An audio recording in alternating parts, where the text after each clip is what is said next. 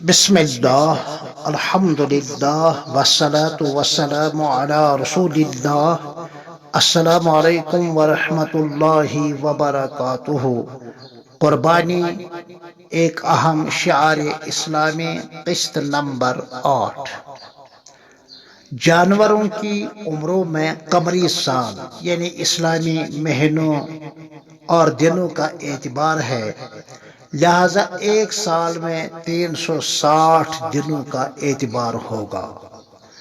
ہاں، اگر چھوٹا جانور کسی مہینے کی پہلی تاریخ، کسی اسلامی مہینے کی پہلی تاریخ رات کو یا دن کو پیدا ہوا تو مہینوں کا اعتبار ہوگا، چاہے مہینہ 29 دن کا ہوگا یا 30 دن کا ہوگا۔ اس طرح ایک سال میں 355 دن ہوں گے تو ایسے جانور کی قربانی درست ہوگی، ورنہ ہر جانور کا یعنی دمبا ہے، بھیڑ ہے، بکری ہے، بکرا ہے، اس کے لیے 360 دنوں کا ہونا یعنی ایک سال کا ہونا شرط ہے، اور اسی حساب سے بڑے جانور کا 720 دنوں کا یا 710 دنوں کا ہونا یعنی 2 سال کا ہونا ضروری اور لازم ہے۔ بڑے جانور میں شریک حضرات اچھی طرح وزن کر کے اپنا اپنا حصہ وصول کریں، اس میں کمی بیشی درست نہیں ہے۔ ہاں، اگر سر اور پاؤں کلہر تو پاچ کے ساتھ گوشت کم ہو تو درست ہے، اور تقسیم کی صورت میں کسی کا حصہ 7ویں سے کم نہ ہو، ورنہ قربانی ادا نہیں ہوگی۔ اور اگر گوشت کو کمی بیشی کے ساتھ تقسیم کیا تو کمی بیشی کی وجہ سے سود کا گناہ الگ ہوا۔ اگر تمام شرکاء نے مثلا تقسیم کرنے کے بجائے ایک ہی جگہ پکانے یا تقسیم ہمسائے رشتہ داروں کے درمیان کرنے پر اتفاق کیا تو یہ بھی درست ہے۔ یا مثلا ایک ہی چولہے سے وابستہ افراد خانہ ہوں تو پورے گوشت کو اکٹھے پکا لیں، کھا لیں اور کچھ حصہ صدقہ کر لیں تو یہ بھی صحیح ہے۔ آپ کے مسائل اور ان کا حل، جلد نمبر 4۔ پوستہ قربانی اور جھول رسیاں صدقہ کریں، یہ بہتر ہے۔ ذاتی طور پر بھی کھال کو استعمال کر سکتے ہیں، مثلا اس کا مسلح بنا دے، سردی کے موسم میں استعمال کرے، مگر بیچنے کی صورت میں کھال سے حاصل شدہ نقد رقم کو صدقہ کرنا ضروری اور لازم ہے۔ ہدایہ، جلد نمبر 4، کتاب الاضحیہ۔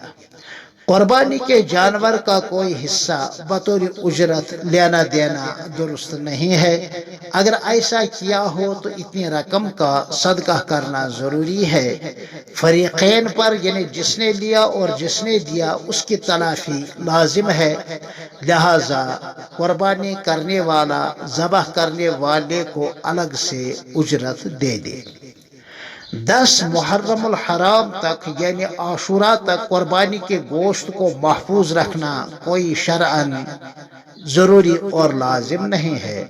ہاں، اگر کوئی شخص محفوظ کرا کے سال بھر کھا سکتا ہے تو اس کی اجازت ہے، جیسا کہ سنن ابو داؤد شریف میں بروایت حضرت نحشہ حضلی رضی اللہ تعالی عنہ سے منقول ہے، فَكُلُوا وَادَّخِرُوا، مگر مخصوص تاریخ تک موجود رکھنا نہ یہ اعتقاداً صحیح ہے اور نہ عملاً صحیح ہے، کیونکہ اس سے ایک مخصوص فرقے کے ساتھ مشابہت لازم ہے جس سے بچنا ضروری ہے۔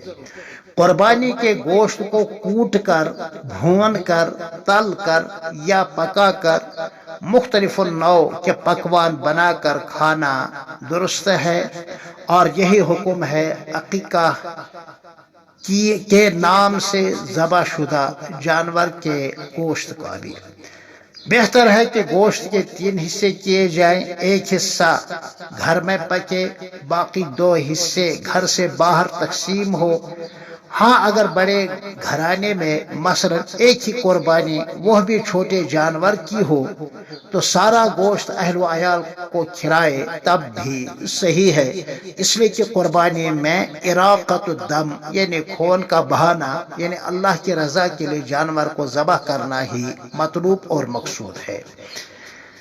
مال حرام پر چونکہ ملکیت ثابت نہیں ہوتی ہے، لہذا وہ مال جس شخص کا ہو اس کو واپس کر دے، کیونکہ یہ مال حرام اس شخص کے پاس اس شخص کی امانت ہے۔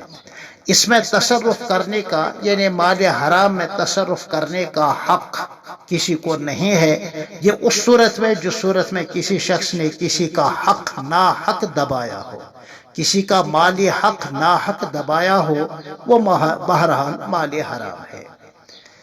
یہی وجہ ہے کہ اگر کسی کے پاس اس قسم کا مال حرام رشوت کی صورت میں، سود کی صورت میں، چوری کی صورت میں، دھوکہ دہی کی صورت میں ہے تو اس رقم پر نہ قربانی واجب ہے، نہ زکوٰۃ فرض ہے، نہ اس رقم کو استعمال کرنا جائز ہے، بلکہ صاحب بے حق کو اس حق کی ادائیگی لازم اور ضروری ہے۔ شوہر کے ذمہ بیوی کا مہر ہے، وہ ادا نہیں کر پاتا ہے یا انکار کرتا ہے، اور مہر کی یہ رقم بقدر نصاب 612 گرام چاندی کی قیمت فروخت کے برابر ہو تو ایسی عورت پر قربانی اس مہر کی وجہ سے لازم نہیں ہے، کیونکہ شوہر ادا نہیں کر پاتا یا انکار کرتا ہے، کیونکہ یہ رقم اس کی ملکیت میں نہیں ہے۔